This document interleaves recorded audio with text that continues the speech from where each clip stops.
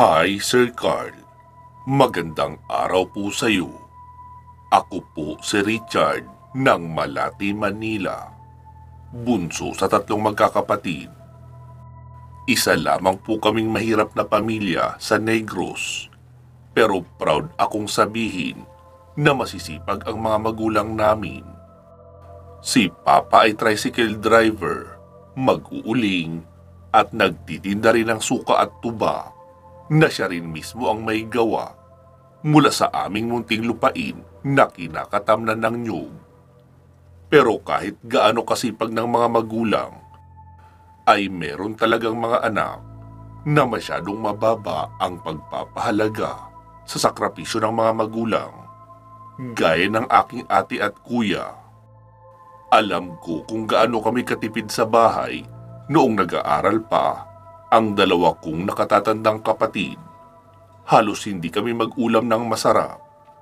Palaging pinakulo ang gulay at inihaw na tuyo lang ang ulam namin. Maswerte na kung may mag-o-order ng lutong gulay kay mama, gaya ng laing at langka na ginataan. Doon lang kami makakapag-ulam ng medyo may lasa. Ang sabi nila mama na kailangan raw naming pag-ipunan ang panggastos nila ate at kuya sa kanilang pag-aaral. Samantala, noong minsan na sumama ako kay mama upang maghatid ng allowance ni ate, ay nakita kong ipinamili niya pa si ate ng iba't ibang dilata at noodles para pang ulam. Samantala kami sa bahay ay halos hindi makatikim ng noodles. At kung makatikim man, ay hahaluan pa ng maraming papaya para pang ulam. Kaya masasabi kong medyo may tampo ako sa pamilya ko. Kasi napaka-unfair noon. Pagdating kasi sa akin ay hindi na ako napaaral. 3rd year college na noon si ate ko nang bigla raw itong nawala. Ang sabi ni kuya ay wala sa boarding house niya si ate. Magkahiwalay kasi sila ng boarding house, kaya dali-daling lumuwas sila mama at papa. Nakausap nila roon ang mga babaeng kaboardmate ni ate. Noong una ay walang gustong magsalita. Puro hindi alam ang sagot nila. Pero noong papaalis na si mama, ay may isang lumapit sa kanila at nag-abot ng papel. Aling Rosa, ito po ang address ng boyfriend ng anak nyo. Close po kami ni Jessica, kaya nakailang beses niya na rin akong naisama roon. Sumama po si Jessica sa boyfriend niyang si Lester. At kung hindi ako nagkakamali, buntis na po siya. Kasi delayed na raw siya ng ilang buwan, kaya panay ang pagtatalo nila ni Lester. Tapos noong isang araw ay umalis siya at nagpunta sa bahay nila Lester. Baka raw kasi takasan pa siya. Ayon pa kina mama, ay iyon ang sabi ng dalagang nakausap nila. Matapos nilang makausap iyon, ay nagtuloy na sila sa nasabing address. Gulat na gulat raw si ate noong makita sina mama at papa. Agad raw lumapit at lumuhod na nagsusori si ate, pero hindi raw nakapagpigil si mama at nasampal talaga si ate. After noon, ay nakausap nila ang boyfriend ni ate na si Lester. Pati ang mga magulang nito. Mabuti at hindi naman pala estudyante ang nakabuntis kay ate. Kaya agad silang ipinakasal sa civil. Para lang hindi maging malaking kahihiyan sa pamilya namin. Matapos nilang makasal ay sa amin na muna tumira si ate Jessica. Kasi lumuwas ng Maynila si Kuya Lester para doon magtrabaho. Wala naman iyong matinong trabaho kasi nga medyo may kaya ang pamilya. Kaya easy-easy lang ang buhay. Kaso dahil sa meron na ngang pananagutan, kaya kailangan niya nang magtrabaho. Magmula noong umuwi sa amin si ate, ay hindi ko na siya masyadong kinakausap. Bad trip ako sa kanya. Dahil kung kailan patapos na siya sa 3rd year, at 1 taong paghihirap na lang namin ay makakagraduate na siya. Saka naman siya nagpabuntis. Tuwing kumakain kami at kaharap ko si ate, ay hirap ako lunukin ang kanin dahil naiisip ko kung gaano kasarap ang buhay nila ni Kuya habang nag-aaral. Samantala kami sa bahay ay daig pa ang baboy na puro pinakulo ang gulay ang ulam. Isang araw noon, nakita ko si ate na nagwawalis sa labas ng bakuran. Ako naman ay dinaanan lang siya dahil mag-iigib ako ng tubig. Noong pabalik na ako ay may nakita akong matanda na may dalang bilao, kausap si ate. Nakahimas na ang kamay ng matanda sa tiyan ni ate. Si ate naman ay medyo nakangiwi ang mukha na tila may iniindang sakit. May hawak na rin si ate na 2 suman. Hindi ko alam kung bakit kinutuban ako ng masama sa matandang iyon. Maliit lang ang baryo namin at bihira ang dayo o iyong mga taong hindi namin kakilala, lalo na kung iyong mga naglalako, dahil kadalasan ay mga taga roon lang din. Kahit masama pa rin ang loob ko kay ate, ay hindi naman mawawala ang pagmamahal ko sa kanya at pagnanais na protektahan siya sa kahit anong panganib. Kaya agad na akong lumapit. "Manang, ano po yan?" Wala na iho. Galing na ako nagtinda ng suman. May natirang 2. Kaya ibinigay ko na lang sa ate mo. Iingatan mo ang ate mo ha. Maselan pa naman ang nagbubuntis." Wika niya pa. "Opo, tama po kayo. Dapat talagang iniingatan ang mga buntis. Kaya po, sana wag niyo basta nalang hawakan ang tiyan niya. Mahirap na po. Hindi naman siguro sa inyo bago ang mga kagaibang bagay sa baryong ito. Saan po ba kayo nakatira?" Taga dyan lang ako sa dulo. Pagkalampas ng sabungan. Bigla akong napaisip dahil sa pagkakaalam ko ay wala ng bahay pagkalampas ng sabungan dahil sementeryo na ang kasunod noon. "Saan po roon banda? Wala nang bahay doon ah." Sige iha, aalis na ako. Wala palang modo itong kapatid mo.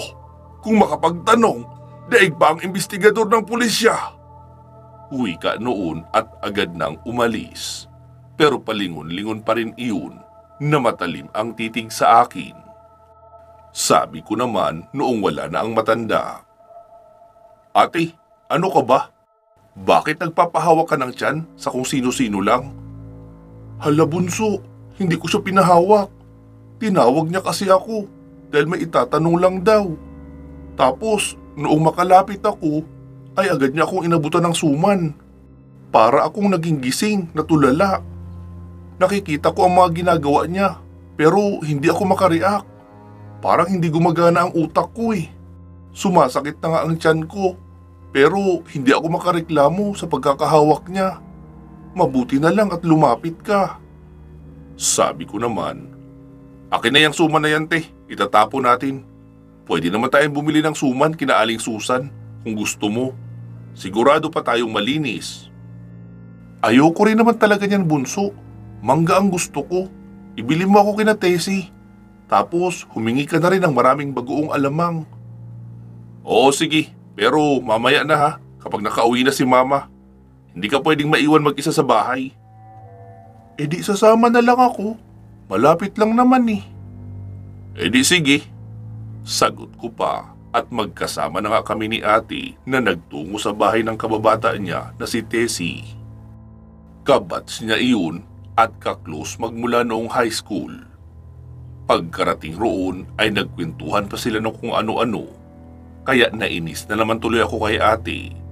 Dahil masyado niya nang inaabala ang oras ko, marami pa akong gagawin. Pagka-uwi namin ay agad akong nagsaing. Sakto naman na dumating si Mama. Sabi ni Mama, "Oh, ngayon ka lang nagsaing?" "Opo ma, kasi si ate sinamahan ko pa kina Tessie bumili ng mangga." Ganun ba? Okay sige, asikasuhin mo na yung dala kong langka. Gugulayin natin yan. Tapos may nag-order na rin yan na 10 tasa. Kaya bawi na tayo sa gasto sa sahog. May ulam at may kaunti pa tayong kikitain dyan. Masayang wika ni Mama. Madalas kasi magluto si Mama ng kung ano-anong gulay kapag may nag-o-order. Kinagabihan noon, pagka-uwi ko galing sa bukid, ay nasa pinto sa may harapan ng kusina si Papa may hawak na kape. Si Mama naman ay nasa kusina abala sa pagluluto. Sabi ko naman, "Kumusta po ang pasada pa?" "Ayos lang anak, kahit papaano, makakapagpadala tayo ng pang-allowance ni Kuya Mark mo sa Lunes. Baka wala nang bigas yun doon, kawawa naman." Napabuntong hininga na lang ako dahil kilala ko si Kuya. Kahit noong kasama pa namin ay mahilig na sa barkada, kaya hindi malayong nagbabarkada pa rin iyon doon at nagwawaldas lang ng allowance niya. Lalo kapag umuwi sa amin ay nakikita kong bago ang sapatos, may silver na kwintas at may hikaw na rin. Minsan ko na rin nakita na nagtatago siya sa likuran ng kusina at nagsisigarilyo. Ayoko man maging mapanghusga, pero malaki ang hinala ko na hindi rin iyon makakapagtapos ng pag-aaral kung ipagpapatuloy niya ang pagbabarkada at bisyo. "Ma, si ate po." Ayun, nasa kwarto. Masakit raw ang tiyan. "Ha? Bakit naman?" Baka nasobrahan sa pagkain ng mangga. Sabi nang huwag masyadong kumain ng mangga eh. Panay pa rin ang kain ng patago. Kaya ayan. Wika pa ni Mama. Matapos namin makakain ng hapunan, ay ako na ang naghugas ng mga pinggan. Nagawa namang sumabay ni ate sa amin sa pagkain, pero nakabusangot ang mukha niya kasi masakit pa raw ang tiyan. Matapos ko makapaghugas, ay tumambay lang muna ako sa labas ng bahay habang nakatingin sa maliwanag na buwan. Iniisip ko kung papaano ako makakaalis sa amin. Hindi ko na nagugustuhan ang mga nangyayari. Kasama ako sa nagpapakahirap sa trabaho sa bukid para ipadala sa mga kapatid kong pagwawaldas lang naman ang alam. Mas gugustuhin ko na iyong maghirap ako sa trabaho basta para sa akin naman ang pinaghirapan ko. Pangarap ko rin makapag-ipon para mapag-aral ko ang aking sarili. Habang nagmumuni-muni ako, ay bigla akong nakarinig ng paikot-ikot na tunog ng isang kakaibang ibon. Mas paos pa iyon sa pangkaraniwan. Para nga iyong tunog ng tao na ginagaya lang ang tunog ng ibon na uwak. Kasabay noon ang pag-ihip ng malamig na hangin. Kinilabutan ako at nanindig ang aking mga balahibo sa braso.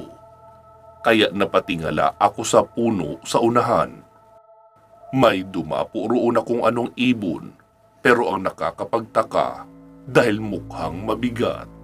Dahil sa paglundo ng sanga na pinagtungtungan, pinaliit ko ang aking mga mata dahil hindi ako sigurado sa aking nakikita. Para kasing may paris ng pulang mata sa bahaging iyon. Habang mataman akong nakatitig, ay bigla iyong pumagaspas, kasabay ng malakas na paghuni ng wakwak. Doon na ako biglang napatayo at pumasok sa bahay. Nasalubong ko naman si Mama. "Anong nangyayari sa'yo anak? Bakit ka namumutla?" "Ma, mukhang inaaswang si ate. May dumapo roon na malaking ibon oh." Sabi naman ni Mama. "Ah, kaya pala tuloy-tuloy ang pamimilipit ni ate mo. Parang pinipiga raw ang sikmura niya sa loob." "Naku ma, baka iyan na yung matandang babae kanina na humimas sa tiyan ni ate. Binigyan pa nga siya ng suman eh." "Ha? Bakit hinayaan mong malapitan ng ibang tao si ate mo?" "Lumapit naman ako agad ma at in-interview ko ang matanda. Pero nagsisinungaling siya. Nagalit pa nga sa akin eh." "Eh yung suman, kinain ni ate mo?" "Hindi po, itinapon ko sa kasukalan sa likuran ng bahay." "Mabuti at hindi nyo kinain." "Opo ma, kaduda-duda ang itsura ng matanda eh." "Sige na, gisingin mo muna si papa mo at ipaalam ang nangyayari. Magpapaihaw lang ako ng luya at ilalagay sa tiyan ni ate mo. Mabisa raw iyong pangontra sa usog sa aswang. Noong magising si Papa ay agad siyang lumabas ng bahay na may dalang itak. Hoy! Kung sino ka mga aswang ka! Namumukhaan ka ng mga anak ko! Kapag hindi ka umalis dyan, ay hahantingin ka namin bukas! Malakas na pagsisigaw pa ni Papa na may kasamang malutong na pagmumura. Ilang saglit pa ay nakarinig kami ng tunog ng pagaspas pero paikot-ikot lang hanggang sa natahimik. Wala na kaming ideya kung nasaan na iyon. Bumalik na si Papa sa loob pero doon lang siya nahiga sa maliit na papag na yari sa kawayan sa may kusina. Nagsisilbing pahingahan at higaan na rin iyon. Ako naman ay pumasok na sa kwarto ko at agad nakatulog. Nagising ako noong nagkakaingay na naman sila. Panay na naman ang sigaw ni Papa, kaya napalabas ako ng kwarto. Naabutan ko siyang naroon sa kwarto ni Ate. Nakatingala habang may hawak na itak. Kitang-kita rin namin ang pagbaba ng bubungan na pawid. Ibig sabihin may naglalakad sa itaas. Hindi naman iyon maabot ni Papa kaya hindi niya masaksak. Lumabas ako ng kwarto at kinuha ang bangkaw sa kusina. Ginagamit iyon sa pangingisda. Matulis iyon at may sima. Dinala ko iyon sa kwarto at noong makita ko kung saan banda ang lumulundo na bahagi, ay saka ko buong pwersang isinaksak. Hindi ko alam kung paano ko iyon naisip. Siguro dahil na rin sa naaawa na ako kay Ate. Pawis na siya habang umiiyak sa sakit ng tiyan. Nakarinig kami ng malakas na sigaw sa itaas. Paos na boses iyon. Inagaw ni Papa sa akin ang bangkaw at siya naman ang sumaksak. Noong mga oras na iyon ay may bahid na ng dugo ang dulo noong bangkaw. Naisip kong lumabas, kaso natatakot naman ako kung ako lang. Dahil ayon sa mga naririnig kong kwento, masyado raw malakas ang isang aswang. At kadalasan, nag-aanyong malaking aso o malaking baboy sila kapag haharap sa laban. Kaya ayokong basta nalang magmatapang. Noong wala nang matamaan si Papa sa bubungan ay sinabi nito, "Tara anak, labasin natin!" Bago pa kami makalabas ng kwarto ay nakarinig kami ng tunog ng pagbagsak sa likuran. Kaya sigurado akong maaabutan namin iyon doon. Pero pagkarating namin sa likuran ay walang kahit sino ang naroon. Pero may bakas ng dugo na mukhang galing sa paa. Kasi may mga daliri naman ang bakas, pero kalahati lang ng paa. Yun bang parang nakatingkayad? Dahil sa wala nang naabutan, kaya nagbanta na lang si Papa na kapag bumalik pa ang matandang iyon ay tatapusin niya na. Pagkabalik namin sa loob ng bahay ay naabutan namin na maayos na ang pakiramdam ni Ate. Pero pawis na pawis pa rin siya. Doon na nga natulog si Mama sa kwarto ni Ate.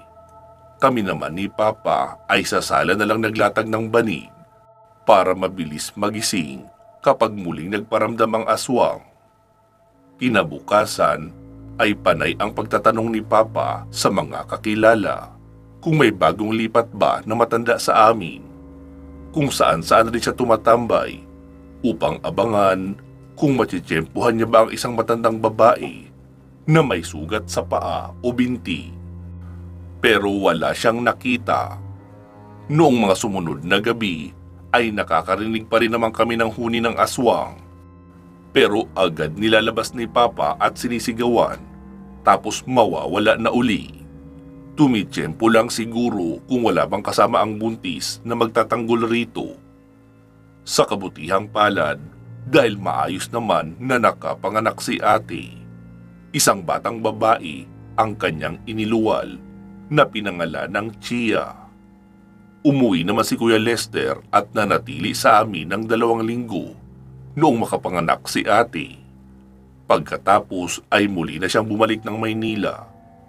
Patuloy na lumipas ang mga araw at buwan hanggang sa sumapit na ang panahong nasa 4th year na si kuya.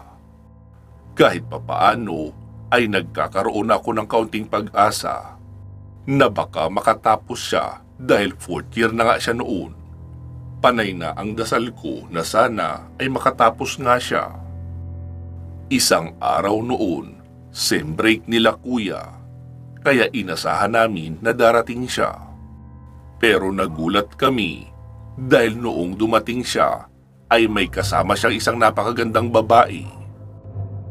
Ang sabi niya ay girlfriend niya daw at buntis na ito.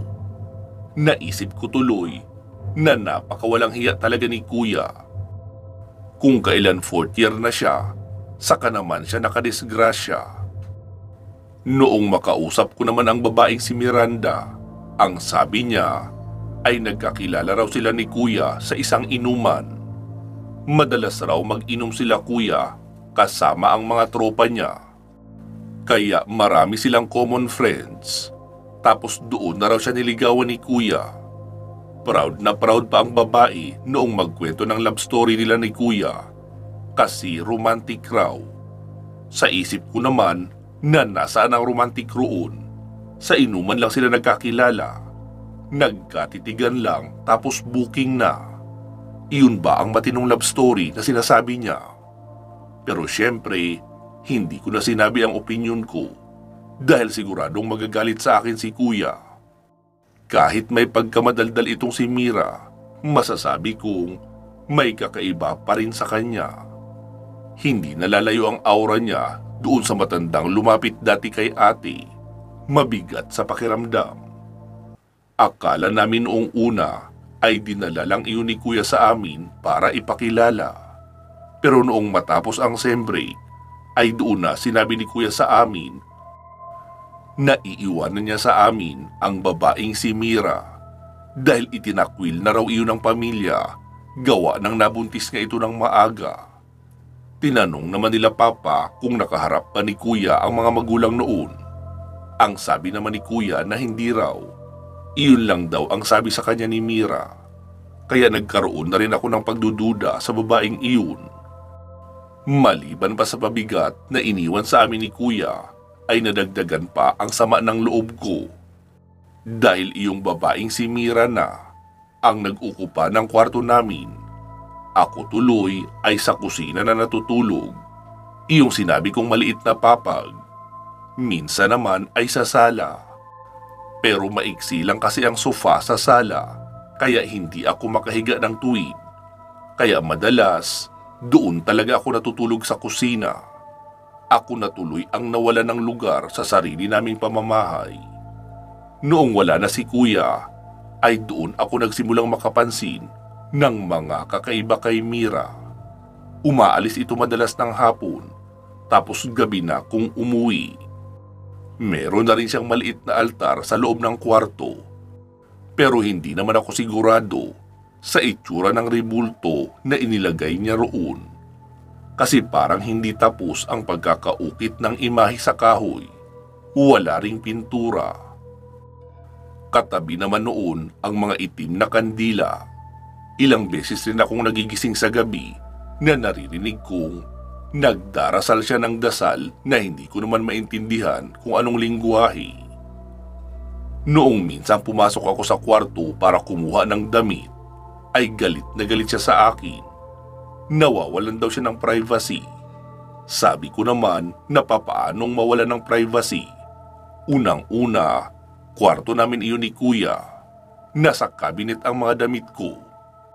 Naglagay na nga lang ako ng mga damit na pang araw-araw sa isang karton at inilagay sa ibabaw ng aparador sa sala para hindi na ako papasok sa kwarto nila ng madalas. Pero minsan ay kailangan ko talagang pumasok. Lalo at kukuha ako ng pantalon o matinong damit. Magmula noon ay madalas ko na siyang makita na pailalim ang tingin sa akin. Tapos may binubulong-bulong.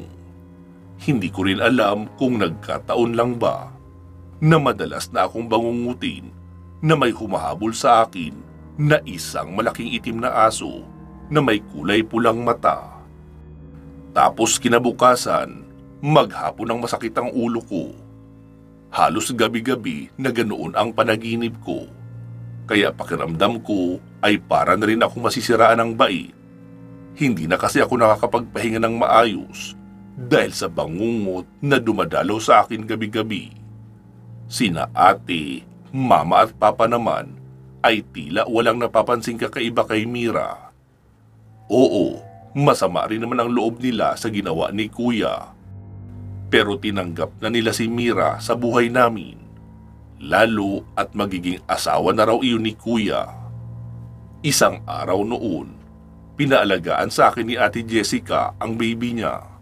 Kasi maliligo raw muna siya at maghuhugas na rin ng mga feeding bottle.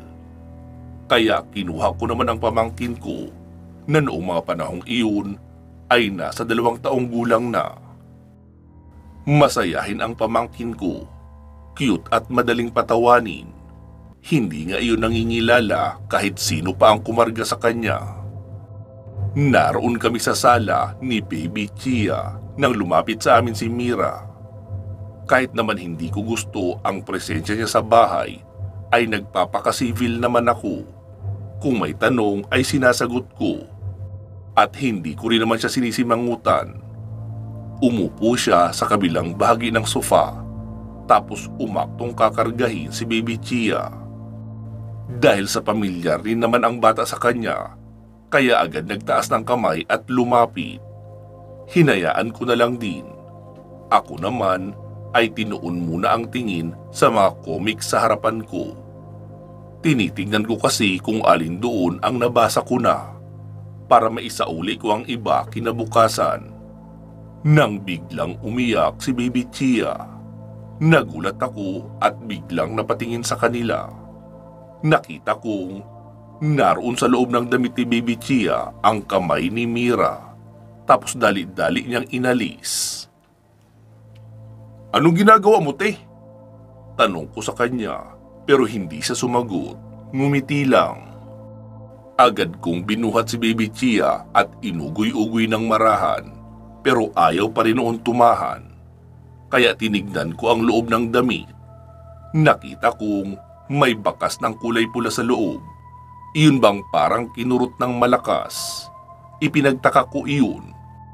Dahil sino ba naman ang kukurot na lang basta sa isang baby na napakabait at masiyahin? Bakit mo yung sasaktan ng pisikal? Wala naman yung ginagawang masama.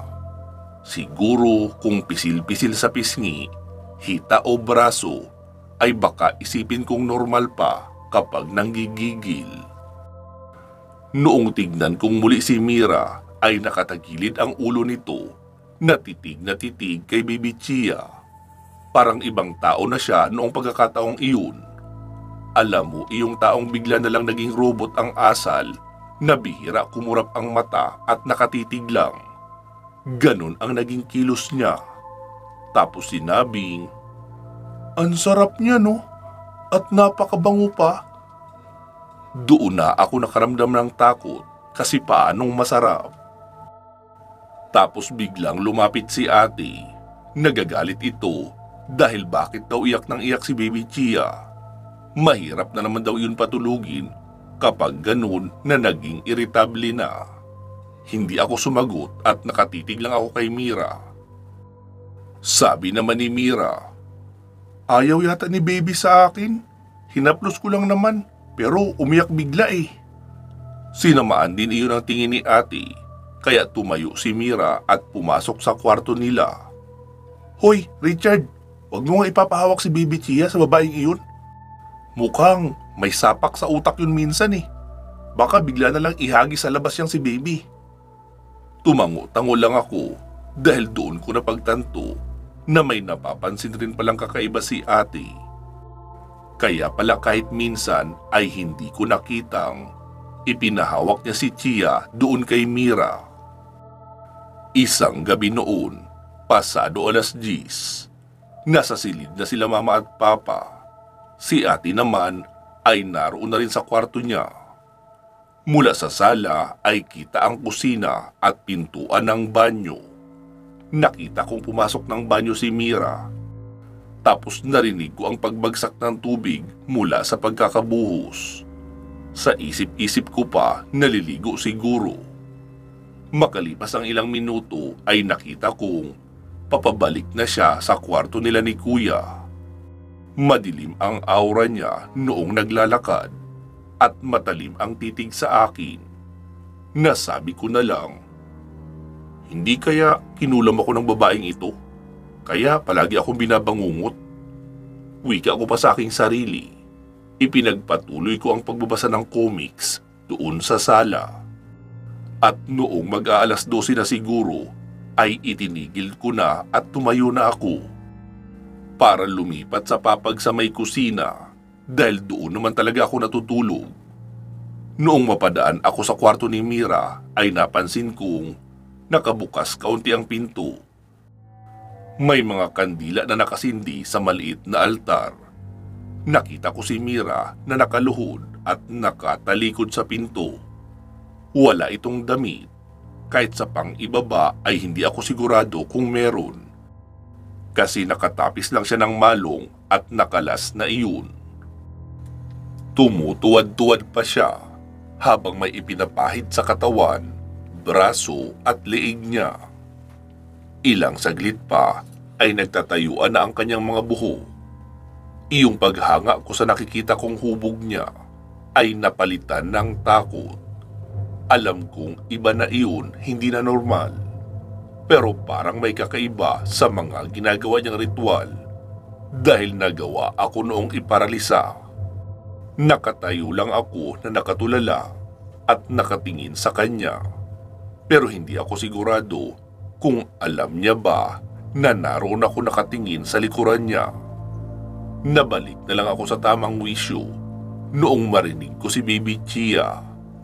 Ang pagkarinig ko sa iyak ni Chia ay parang isang church bell na gumigising ng mga natutulog na diwa. Agad akong napabalikwas at nagpunta muna ako sa silid nila ate. Ilang saglit pa ay pumasok rin si Mama sa kwarto nila ate. Inaalam din kung ano daw ba ang nangyari, bakit pumalahaw ng iyak si Baby Chia. Binulungan ko naman si ate na mukhang aswang si Mira dahil nakita kong nagpapahid ng langis sa katawan at nagtatayuan ang mga buhok. Ibinigay ni ate si Baby Chia kay Mama at sinabing, "Sabi ko na tama nga ang hinala ko, aswang ang hayop na ito."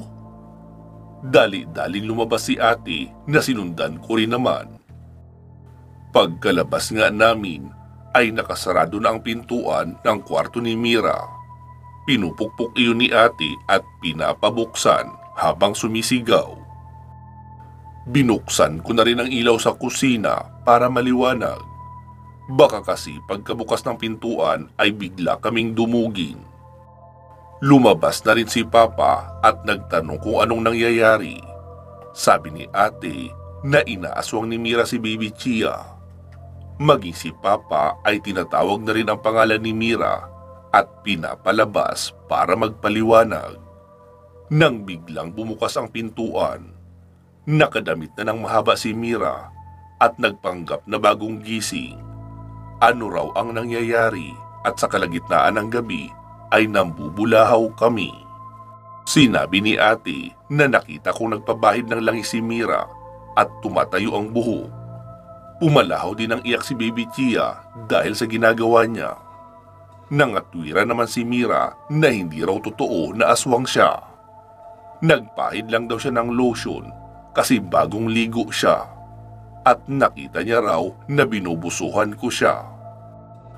Ipinagtanggol ko naman ang sarili ko na hindi ako nambuso. Nakita ko siyang nagpabahid ng langis kasi nakabukas kaunti ang pintuan. Pero lahat ng sinabi ko ay pinasinungalingan ni Mira at sinabing maraming beses niya na raw ako nakita na nambuso sa kanya. Madalas pa raw akong pumasok sa silid niya. Sabi ko naman na siyempre may gamit pa ako sa loob kaya papasok talaga ako. Pero hindi naman ako pumapasok ng gabi. Tsaka nakita ko siyang nagdarasal sa isang kakaibang altar na may rebulto. Agad niya namang binuksan ang pintuan at sinabing patunayan ko raw ang mga bintang ko. Noong buksan niya ang pintuan ay nagsipasok naman agad sina mama at papa sa loob. Pero walang kakaiba roon. Wala ring altar. Kaya ako tuloy ang nagmukhang sinungaling. Nag-iiyak pa si Mira at sinasabing pinagkakaisahan raw namin siya porkit wala si kuya at walang ibang kakampi sa kanya. Sinabi niya rin na makakarating raw kay kuya lahat ng mga pinagagawa kong pambabastos sa kanya. Sabi ko tuloy, naloko na. Ako na tuloy ang nadiin sa kasalanang hindi ko naman ginawa. Para matapos na lang ang eksenang iyon, ay sina mama at papa na ang humingi ng paumanhin kay Mira. Tapos sinabi ni papa na mag-uusap raw kami kinabukasan. Pero kinabukasan noon, umuwing lasing si papa. Tapos tinawag ako sa likuran ng bahay. Pagkarating ko roon, ay bigla ako sinuntok sa sikmura at sa mukha. Wala raw akong kwentang anak. Sinisira ko raw ang malinis naming reputasyon. Asawa raw ng kapatid ko ay binubusuhan ko pa. Sinabi ko naman na hindi totoo ang paratang ni Mira sa akin. Tsaka bakit ibang tao na tuloy ang pinapaniwalaan nila kaysa sa akin. Pero umiling-iling lang si papa at sinabing umalis na raw ako sa harapan niya dahil baka hindi niya ako matansya at mapatay niya pa ako. Kaya wala akong nagawa kundi ang pumasok sa bahay. Magmula noon ay hindi na ako kinakausap ni papa. Sumapit ang weekend. Bandang 3:00 ng hapon ay dumating si kuya. Diretso siyang pumasok sa kwarto nila. Naroon ako noon sa labas ng kusina nagsisibak ng kahoy. Nakita ko si Mira na dumaan para mag-CR. Mapula ang mata at parang galing umiyak. Kaya nagtaka naman ako kung ano ang nangyari. Pero makalipas lang ang halos 10 minuto ay lumabas si kuya at pinuntahan ako sa likuran. Pinagsusuntok ako sa mukha at sa katawan. Nasa lupa na ako noon at nakahiga pero panay pa rin ang tadyak niya sa akin. Bastos raw ako at hindi marunong kumilala ng kapamilya. Kapamilya na raw namin si Mira. Bakit binubusuhan ko pa? Parang kahit anong paliwanag ang sabihin ko ay hindi niya ako naririnig. Para rin siyang si papa. Halos hindi na ako makatayo noong tigilan niya ako sa pambubugbog. Sina mama at ate naman ay nakatingin lang habang binubugbog ako ni kuya. Wala talaga akong naging kakampi. Nagsipasok na sila sa loob pero naroon pa rin ako sa labas at hirap makatayo. Makalipas ang 1 oras bago ko kayaning ibangon ang aking sarili. Naisip kong kahit si ate, hindi man lang ako ipinagtanggol. Samantala buntis pa lang siya ay pinoprotektahan ko na siya. At maging noong lumabas na ang anak niya, ay ako pa rin ang tagapag-alaga. Noong makatayo na nga ako ay pumasok ako sa kwarto, dala ang isang malinis na sako. Doon ko inilagay ang matitino kong damit. Mabuti at may pera na rin akong ipon noon. Dahil matagal ko nang ang plano na lumayas para hanapin ang sarili kong kapalaran. Kasi kung aasa ako sa pamilya ko ay wala akong patutunguhan. Noong papalabas na ako ng bahay ay nasalubong ko naman si Papa. "Saan ka pupunta?" "Aalis na lang po ako. Akala ko mga kapamilya ko ang nasa loob ng pamamahay na ito. Hindi pala." "Mabuti pa nga! Wala ka namang silbi sa pamilyang ito! At wala akong anak na mambuboso!" Bulyaw pa ni Papa sa akin. Iika-ika akong naglakad patungo sa bahay ng kaibigan kong si Rene Boy. 2 lang naman sila ng nanay niya sa buhay at nakatira sila sa isang maliit na kubo. Nakiusap ako na kung pwede ako makitulog doon kahit isang gabi lang. Tapos kinabukasan noon ay saka ako umalis at nagpunta ako ng Davao City. Doon ako naghanap ng trabaho bilang boy sa isang kainan. Libre naman ang pagkain roon at maganda magpasahod. Kaya naman nakaipon din ako at kalaunan ay lumuwas ako ng Maynila. Dito sa Maynila na ako natanggap bilang janitor under agency. Sa pamamagitan noon ay nagawa kong mapag-aral ng vocational course ang sarili ko. At sa ngayon nga ay may maayos na akong trabaho. Bali sa isang travel agency ako nagtatrabaho bilang travel assistant. Makalipas ang mahigit isang taon ay sumulat ako kay Rene Boy, iyong tropa ko na tinuluyan ko ng isang gabi matapos kong lumaya sa amin. Nangumusta ako sa kanya at pati na rin sa pamilya ko. Noong sumagot siya sa sulat ay doon ako lubhang nagulantang. Ang sabi niya, namatay raw si Baby Chia at napatunayan nila Papa na aswang si Mira. Noong gabing kinain raw ni Mira si Baby Chia ay iyon rin ang gabi na nagkasagupaan sila Papa at Kuya. Parehong malubha ang naging pinsala nila Kuya at Papa. Makalipas lang raw ang isang linggo ay pumanaw si Papa. Hindi na kinaya ang malalalim na sugat. Si Kuya naman ay nakasurvive pero tila nabaliw. Naroon pa rin daw sa lugar namin pero palagi na lang nakatulala. Si Mira naman daw ay hindi nahuli at kahit kailan ay hindi na nagpakita pa sa amin. Naging malaking usap-usapan nga raw ang nangyaring trahedya sa pamilya namin. Si ate naman ay iniwan ng asawa niyang si Kuya Lester dahil sa pagkamatay ni Baby Chia. Parang kinarma raw ang pamilya ko dahil sa ginawa nila sa akin. Sabi ko naman na hindi naman iyon karma. Isa talaga iyong nakaambang trahedya na pilit kong pinipigilan na hindi mangyari. Kaso ako naman ang nabugbog ng husto, imbis na paniwalaan. Lumipas ang 10 taon bago ako umuwi sa amin. Halos magsiluhod sina ate at mama sa akin sa paghingi ng tawad sa kanilang ginawa. Si Kuya kasi ay wala na sa sarili. Hindi ko nga alam kung nakikilala niya pa ako. Sinasabi ko sa kanya kung sino ako, pero tumatawa lang at ngingisi. Tapos maya-maya ay iiyak. Ayun po Sir Carl, pasensya na ha kung masyadong masalimuot ang kwento kong ito. Minsan kasi, may mga karahasan talaga na hindi natin inaakala na sa loob pa ng pamilya natin mararanasan. Kahit pa nagpakabuti ka naman at walang ibang ginawa kundi ang protektahan sila. Maaari pa rin talagang mabaliktad ang lahat. Kaya maswerte ang mga taong may pamilya na nagmamahal sa kanila ng tunay.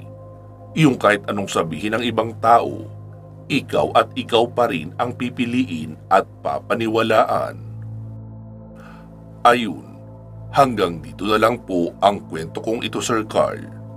More power po sa channel mo ha. By the way, Team Magnus Maris po ako doon sa lihim ng medalyon. Palagi ko talaga yung inaabangan, lalo na ang aswang killer. Dahil naroon din si Idol Kulas at Chef Mancio. Lubos na gumagalang, Richard ng Malati, Manila. Ayun po mga katribo, sobrang makabagbag damdamin ng kwento ni Sir Richard. Wala akong masabi. Iba kasi talaga kapag sarili mong pamilya ang nanakit sa'yo. Wala kang ibang choice kundi ang magparaya at magpatawad. Hindi pwedeng gumanti. Pamilya eh. Sana po ay may napulot kayong aral ha. Mag-iingat po kayo palagi at hanggang sa muli.